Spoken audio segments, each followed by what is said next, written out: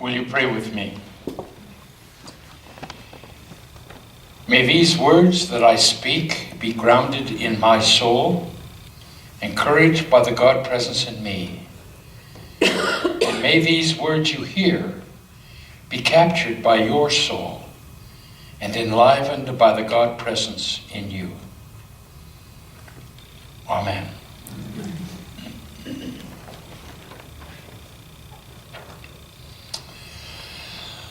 Last week I talked about the resurrection.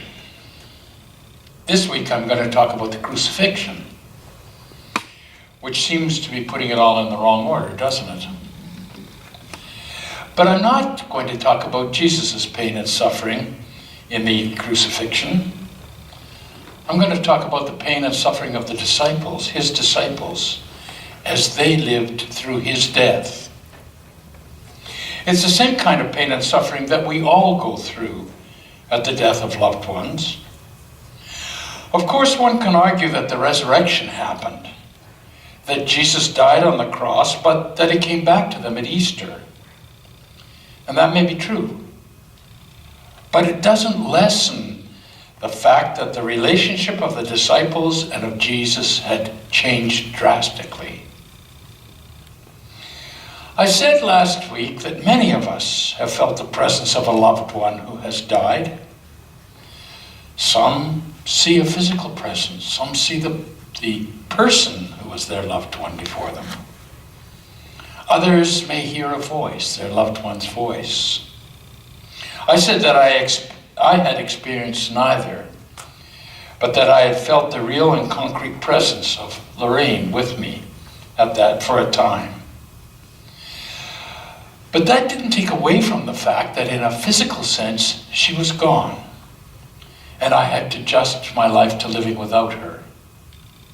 The disciples had the same experience after Jesus' death. The resurrection may have happened, but he was still gone from them in a physical sense. And they went through all the stages of grieving that we go through at the loss of a loved one. In the light of that, it seems appropriate that we would be dealing with the crucifixion as the disciples experienced it on this third Sunday of Easter. They are still in deep grief. Let me confess, first of all, that what I'm going to talk about this morning was not my original idea. I heard this idea preached by Gary Pattison, the former moderator, who was a former minister here at Winfield. I don't know if it was the subject of his Easter sermon, but it certainly was the context in which I made notes when I remembered it. Gary said that our hearts must break. That's our human condition. They certainly break around the death of a loved one. But that isn't the only time that we suffer broken hearts. They may break over a romance come to an end, or dreams that have been shattered. Our hearts certainly break when our children go through suffering and loss that we can't shield them from. I heard an interview this week on the CBC with a woman who had suddenly been attacked by an unnamed, debilitating disease. It robbed her of her future. And there were many days when she considered suicide because of what she faced. What she faced, in part, was a broken heart. Our hearts must break. More than once, many times. And Gary said that our work is to put them back together again, to heal them. And he said that when they are healed, they are bigger hearts. And that is our purpose in life, to grow bigger hearts so that we may learn compassion. Our purpose in life is to grow bigger hearts so that we may learn compassion. When our hearts grow bigger, we are hopefully more compassionate towards ourselves. because we realize that we aren't invincible, that we don't have enough strength to overcome every obstacle in our way. I believe that making our hearts bigger can give us more space for our feelings and our needs. We develop ways for caring for ourselves when we are faced with life's defeats. And those are important caring mechanisms for ourselves, to learn to take care of our needs and our feelings. Because as we age, we need to become more aware of and open to our own needs and feelings, so that we don't become angry or bitter around the facts of our aging. When our hearts grow bigger, we certainly are more compassionate towards others, because we have some inkling of what they're going through in their suffering and grief. You've probably heard people talk about inappropriate ways of giving sympathy at the death of a loved one.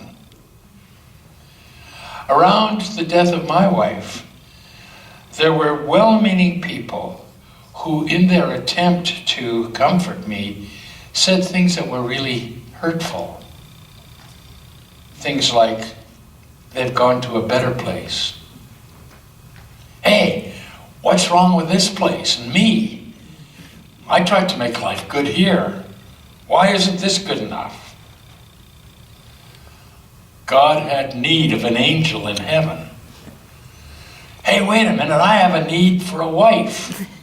And my need is bigger than God's need. When do I get to make a choice about this? Perhaps one of the things that happens when our hearts have grown big enough is that we realize there are never enough words, never adequate words other than maybe I'm sorry. And that our presence, a touch of a hand, are all that we really need to offer to someone, so that they know we know what they're going through. And that often that's enough, just a touch. The woman who lost her future due to the debilitating disease, well, she ended up making a film documentary about the struggle with her illness. It's going to be shown at the Toronto Documentary Film Festival this coming week. And she started a foundation to support others who are going through this disease. There are 800,000 of them in Canada, so she's got a lot of work to do. But she's grown a bigger heart. She'll be able to help them. Of course, it isn't always true that hearts heal and grow bigger after they break. We all know people whose hearts have not healed. People whose hearts have shriveled up and grown hard and impenetrable. We can't fix them. Each of us has to be about healing our own hearts. But when the writer of 1 Peter was talking about the community of faithful after the death and resurrection of Jesus, he said, as you set yourselves apart by your obedience to the truth, so that you might have genuine affection for your fellow believers, love each other deeply and earnestly. Do this because you have been given new birth. In communities like Winfield Church, we who have been given new birth love each other deeply and earnestly by continuing to walk with those who are struggling to heal broken hearts. It's hard work healing broken hearts, as we who have done it know. We can't do the work for another, but we can support them, steadying their arm as they walk through it. We can reassure them that we will be with them for as long as it takes. Sometimes when we're working through broken hearts and trying to heal them, the worst feelings are ones of loneliness and isolation. The feeling that we're doing all of this alone. And often friends and neighbors shy away from us at those times because they don't know what to do.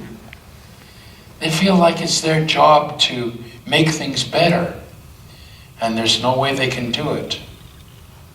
And so they back off and make the isolation even worse.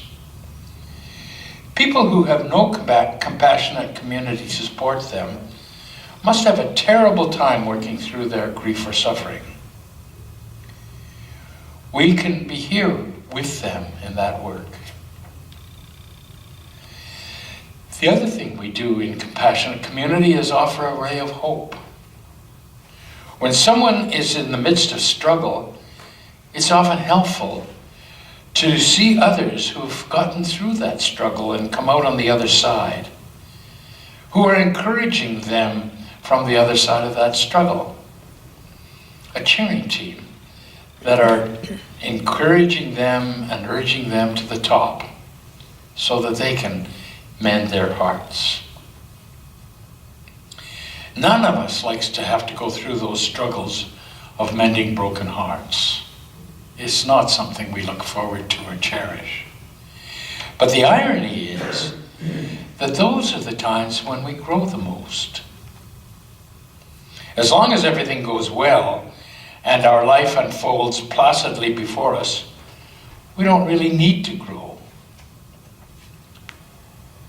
When we are faced with the times that test us, that's when we get to know who we really are, and we discover what we can be and what we can do. We learn our life vocation at times like that. Gary Patterson says that our life vocation is to grow bigger hearts. And when we do that, we learn to be compassionate. And then the world has suddenly grown a bigger heart.